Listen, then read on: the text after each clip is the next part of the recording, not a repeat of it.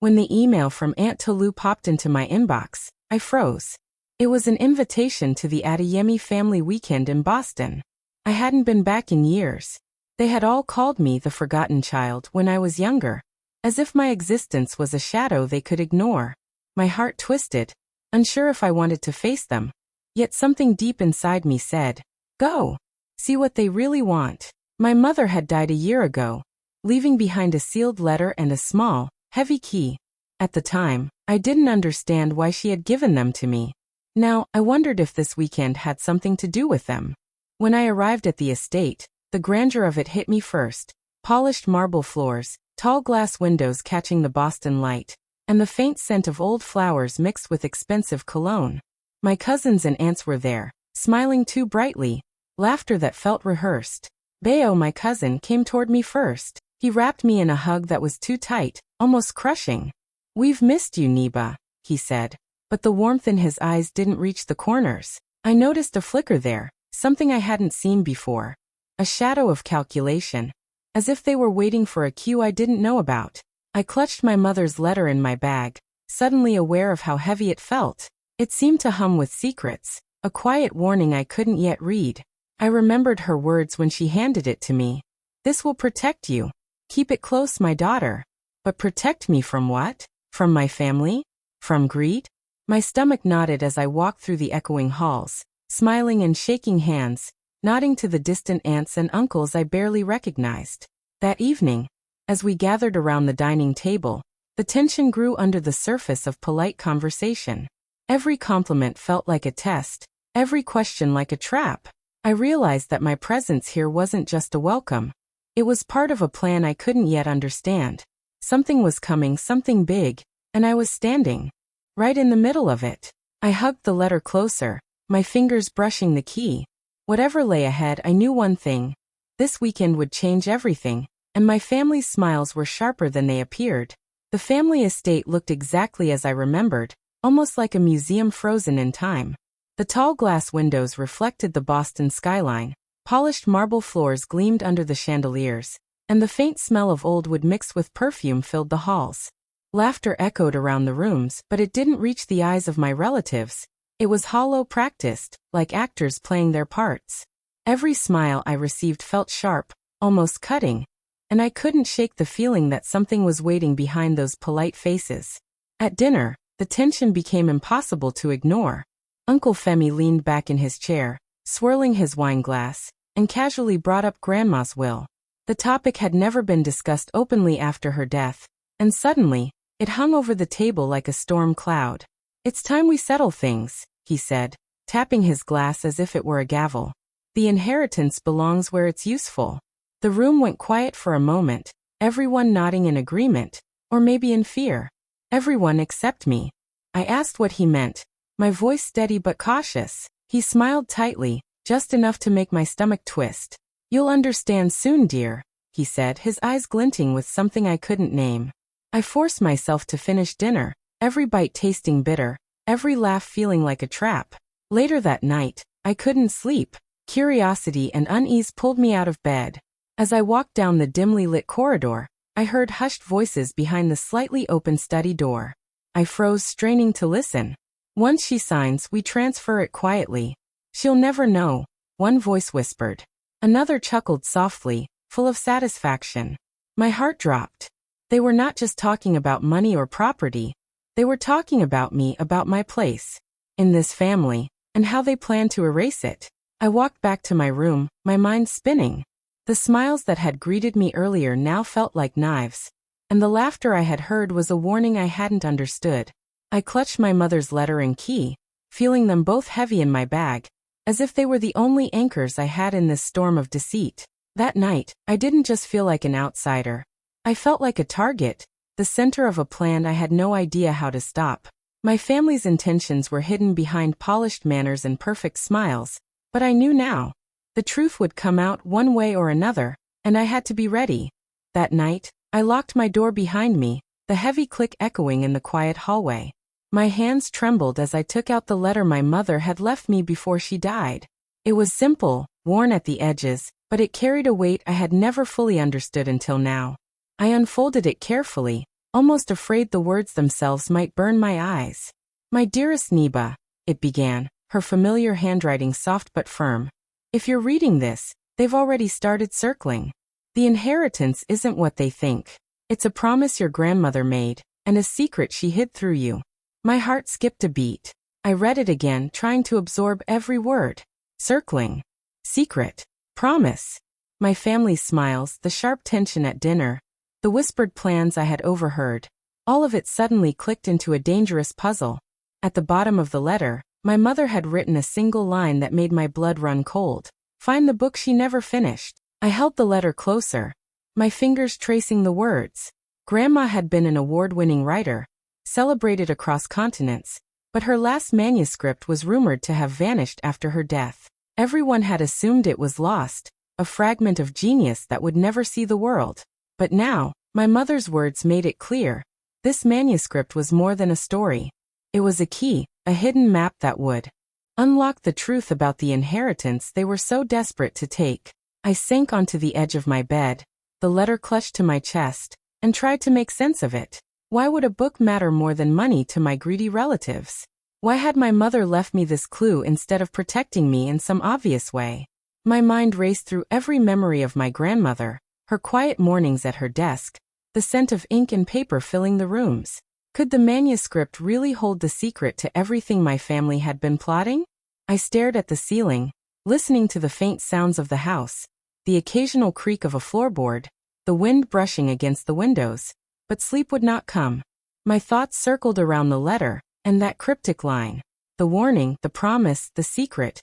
It was all tangled together like threads in a web. Something dark was brewing, and I could feel it closing in. My family's plan wasn't just about greed anymore.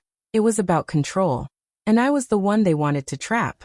I held the letter tightly all night, the paper warm against my hands, my eyes wide open, imagining the hidden manuscript and the secret it carried. My mother had trusted me with it, and for the first time, I understood that this wasn't just about inheritance. It was about discovering the truth and protecting what was mine before anyone else could take it. I didn't sleep, because the night itself seemed to whisper that danger was closer than I had realized, and the next day would demand courage I wasn't sure I had. The next morning, the house felt quieter than usual. Everyone was bustling around, preparing for the family brunch, their laughter and chatter fading down the hall. I took a deep breath, my mother's letter burning in my mind, and quietly slipped out of my room. The key she had given me felt heavy in my hand, each step toward Grandma's old writing room making my heart pound faster. The door creaked softly as I turned it, and a wave of familiar smells hit me, dust, old paper, and ink. It was like stepping back in time, into the heart of my grandmother's world, the place where she had poured her soul into every word. The room was small but filled with the presence of her life. Books lined the shelves, stacks of papers lay scattered on the floor, and sunlight streamed through the window, catching the dust and golden rays. My eyes immediately went to her desk, a large, cracked wooden piece that had seen decades of writing. I knelt in front of it, my hands shaking as I lifted a bundle wrapped in brown paper. The manuscript inside was thick, the title boldly written across the front, "The Last Daughter of Olumo." My breath caught. Could this really be it? I carefully untied the paper, and my eyes fell on something tucked inside, a folded legal document. My heart stopped. I unfolded it slowly, barely daring to hope. The words on the page made my hands tremble. It was Grandma's real will. Every property, every royalty from her books, every trust she had set up, all of it was in my name. I sank back against the desk, the weight of the discovery pressing down on me. My mother had known. That was why she had given me the key and the letter. She had trusted me to find this, to protect what was rightfully mine. For a moment, I just sat there, trying to process the truth. I was about to hold the proof that would change everything, that would finally put me in the place my family had tried to deny me for so long. I felt a surge of hope, relief, and fear all at once. But before I could even breathe, the floorboard outside creaked. My head whipped around, and there was Bayo standing in the doorway, holding my phone like a weapon. His smile was sharp, mocking, and full of suspicion. "Looking for something, cousin?" he asked, his voice calm but cold. My stomach dropped. In that instant, I realized the real battle had just begun. and they were ready to do anything to take this away from me. Within an hour, the house erupted into chaos. Bayo had already spread the story, his voice loud and sharp, telling everyone I had broken into Grandma's study and stolen private family papers. The room felt like it had turned upside down, whispers and gasps bouncing off the walls. Uncle Femi stormed in, his face red, eyes wild, demanding I hand over the manuscript immediately. "It belongs to the family," he shouted, slamming his hand on the table. I looked at him steadily and said, "I am the family." The words felt small compared to the roar of anger surrounding me, but I meant them. They didn't care. They laughed at me, cruel, mocking laughter that cut deeper than any words.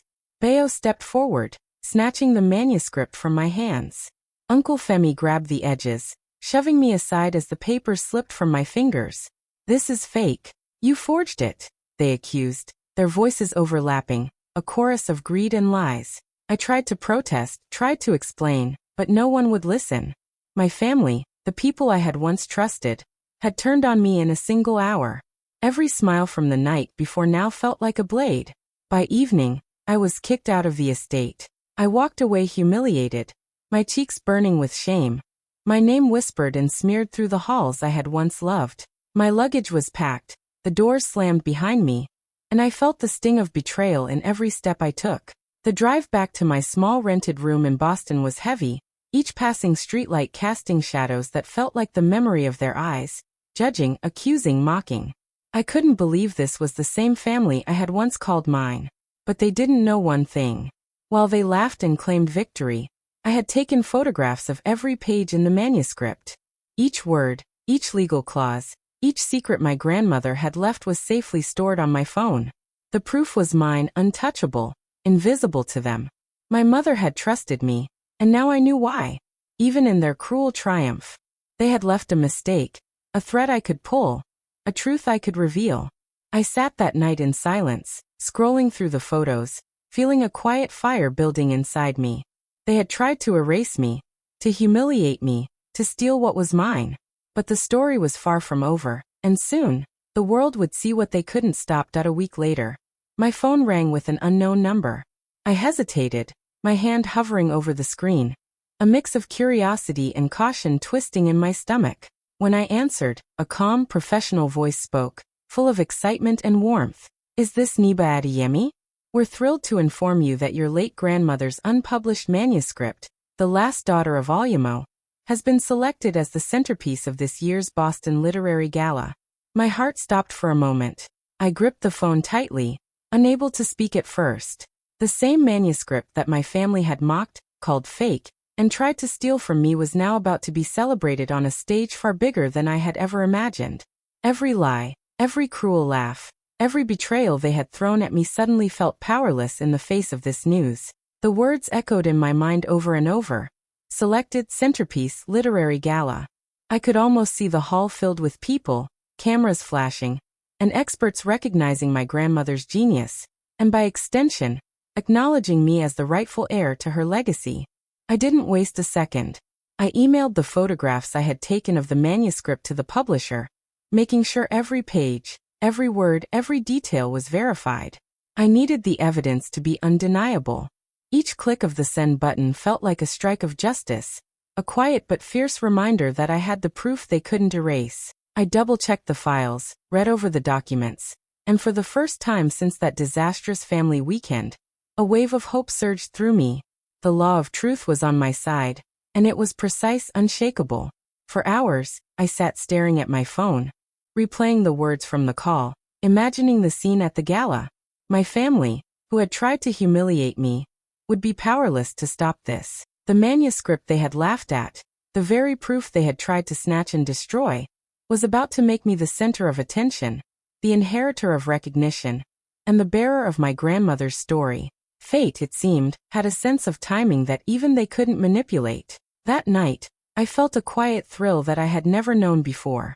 My mother's letter, my photographs, and my grandmother's wisdom had all led to this moment. The stage was being handed to me, not because I begged, not because I fought with anger, but because truth, evidence, and talent never fail in the end. My family had wanted to keep me small, hidden, powerless. Instead, Fate was about to place me in the spotlight, where they could only watch and understand too late that I had already won. The Boston Literary Gala was like stepping into a dream I didn't know I could reach. The hall was alive with light, music, and the soft murmur of hundreds of guests dressed in elegance. Cameras flashed, and whispers floated through the air like sparks. I wore a deep blue dress, simple, elegant, not meant to dazzle, but meant to be remembered. Every step I took toward my seat felt heavy with anticipation, my heartbeat matching the rhythm of the event itself. As the host began announcing the evening's highlight, my eyes scanned the crowd. And there they were, Uncle Femi, Aunt Tolu, and Bayo. They hadn't been on the invitation list, but somehow they had arrived, trying to insert themselves into a world that was no longer theirs. My stomach tightened, but I kept my head high, my back straight, my hands calm. I had waited for this moment far too long to let their presence shake me. Then my name was called. The hall seemed to hold its breath. Niba Adeyemi, the rightful heir and literary representative of the Adeyemi estate. Gasps rippled through the audience. I stepped forward, my mind sharp, my chest swelling with the weight of truth finally recognized. On the big screen behind me, Grandma's handwriting appeared, her will pinned to the manuscript that had caused so much chaos in my life. Every word glowed with her wisdom, her love, and her justice. To my granddaughter Niba, the only one who loved words more than wealth, you are the keeper of my story and my fortune. My voice didn't even shake when I read it aloud to the hall. The applause was deafening. People stood, clapping, some cheering, some wiping tears. Every eye was on me, every mind understanding the legacy I had fought to protect. And my family, they were frozen. Uncle Femi's jaw tightened, Aunt Tolu's face went pale, and Bayo's confident smirk vanished completely. They looked like paper blown by a sudden wind, exposed, powerless, and shocked beyond repair. The truth, once hidden, was now clear for everyone to see. The manuscript, the will, the evidence I had fought to keep safe, it was all shining under the bright lights of Boston, undeniable, and public. For the first time in years, I felt the weight of justice and recognition in the same moment. They had tried to erase me, humiliate me, and steal what was mine. But here, in this room filled with brilliance and truth, I stood taller than they ever could. And they knew in every silent second that their games had failed. I was no longer invisible. I was seen, honored, and untouchable. After the gala ended, the crowd began to thin, but a swarm of journalists had already surrounded my family. Microphones and cameras pointed at them like hunting arrows. Reporters shouted questions, relentless and sharp. Is it true you accused her of forgery? One asked. Another pressed. Why did you hide the manuscript for years? Their voices were full of curiosity, judgment, and a hunger for truth. Uncle Femi stumbled over his words, trying to force an answer, but sweat beaded on his forehead and his confident facade crumbled with every question. Aunt Tolu's hands shook as she adjusted her dress, eyes darting between reporters and Bayo. Bayo himself tried to smile, tried to charm, but the cracks in his act were obvious. They had been exposed, their lies laid bare for the world to see, and they couldn't spin their way out of it. Every pause, every fumble, every quick glance told the story they had tried to hide. Greed, envy, betrayal. I didn't speak. I didn't need to. I walked calmly past them, holding the golden plaque awarded posthumously to my grandmother. The award glimmered under the hall lights, a symbol of the recognition and justice that had been denied to her in her lifetime, but could not be denied now. In my hand, it felt heavier than any inheritance, heavier than any money they had wanted to steal. It carried her vision, her words, and the proof that she had seen me when no one else had. I could see their faces, pale and frozen, as the cameras captured every reaction. Their anger, confusion, and helplessness were broadcast to the world, but I felt nothing but calm satisfaction. They had tried to erase me, humiliate me, and claim what wasn't theirs, but she had written her justice in ink. Every word of her manuscript, every clause in her will, every page I had secretly photographed had been her shield, her voice speaking through me. That night, I understood the full power of truth. My family had wielded lies like weapons, but their weapons were weak against her foresight. The applause of the gala, the flashes of cameras, and the recognition of the literary world were mine to keep.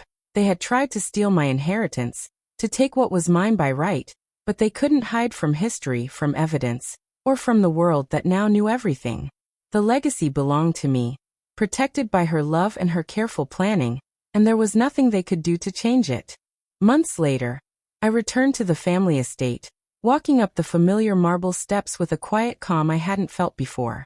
The house, once filled with tension and whispered schemes, now felt different, still grand, still imposing, but no longer a place of fear or shame. It was mine legally and rightfully, but I didn't feel the need to announce it with anger or pride. I didn't throw anyone out. I simply walked through the halls with purpose, taking care of what truly mattered. The first thing I did was change the locks on Grandma's study. That room had been the heart of her life and creativity, the place that had protected her secrets and now mine. I turned it into a small literary retreat, a space for young writers to come, learn, and find their own voices. Sunlight streamed through the tall windows, dust dancing in the golden light. I imagined the stories these walls would now hold, not just mine or my grandmother's, but new ones, fresh voices discovering their courage and power. It felt right. It felt like justice lived in every corner. One afternoon, as I arranged books on the shelves, I heard the hesitant sound of footsteps behind me. Bayo appeared, his shoulders slumped, his confident arrogance replaced with shame. He didn't speak at first. When he finally found his voice, it was soft, almost breaking. He asked for forgiveness. I turned to him slowly, looking into his eyes, seeing the regret he couldn't hide. I smiled gently, not out of weakness, but from understanding. "I forgave you the day you called me nothing," I said quietly, "because from that day, I started becoming something." He nodded, shame and a hint of relief in his eyes. It was a silent acknowledgement that the past could not be rewritten, that the pain he caused had been transformed into strength on my side. I didn't need to lecture him, punish him, or shout victory. There was no speech, no dramatic proclamation, just peace, a deep, quiet satisfaction that comes from knowing you fought with truth, not revenge. As I walked through the estate that evening, the sun setting over the Boston skyline, I felt a calm I hadn't known in years. The house was alive again, but this time with honesty, creativity, and the future I chose to build. My family had tried to steal from me, humiliate me, and erase me, but I had come home not to conquer, but to create. And in that choice, I found the kind of victory that truly matters. The peace of having lived and fought for what was right, and the freedom to write my own story without fear. A year later, I stood on a small stage in a brightly lit hall, looking out at a sea of eager faces. Young African writers had gathered, notebooks in hand, eyes full of curiosity and hope. They had come to learn from Niba Adeyemi, the girl who had once been called the forgotten child, now a best-selling author with her grandmother's legacy in her hands. My heart swelled with quiet pride, but it wasn't the kind that came from fame or money. It was the kind that came from knowing I had survived, learned, and grown. In my hands, I held the published copy of The Last Daughter of Oyemo, Grandma's book finally complete, its pages alive with her words, her secrets, and her wisdom. My mother's letter, the one she had left me before she died, was printed as the foreword. I opened the book carefully, my fingers brushing over the worn edges of her handwriting. When I reached the last line she had written to me, I felt a lump in my throat. "They'll try to erase your name, but remember, stories are louder than greed." I read the line aloud, letting it linger in the quiet of the hall. The audience remained still for a moment, absorbing it, then erupted into applause. The sound was overwhelming, warm, and real. Somewhere in that thunderous clapping, I felt their presence. My mother, my grandmother, watching proud, not because I had won the inheritance, but because I had become something they had always known I could be. For years, my family had tried to diminish me, to steal what was mine, to convince me that my worth was tied to money and recognition. But now I understood. It had never been about that. It had been about becoming the story they could never rewrite, about taking the pieces of my past, the betrayal, the letters, the manuscript, and turning them into something larger than any fortune. I closed the book gently, the weight of it comforting and powerful at the same time. The young writers looked at me with admiration and curiosity, but I knew that the lesson wasn't about fame, awards, or wealth. It was about resilience, courage, and the truth that stories, real stories, written with love, patience, and integrity, outlive greed, deceit, and selfish ambition. As I stepped down from the stage, applause still echoing, I smiled, feeling a lightness I hadn't known in years. I had claimed my inheritance, yes, but the real victory was deeper, richer, and far more lasting. I had become the story, and no one could ever take that from me.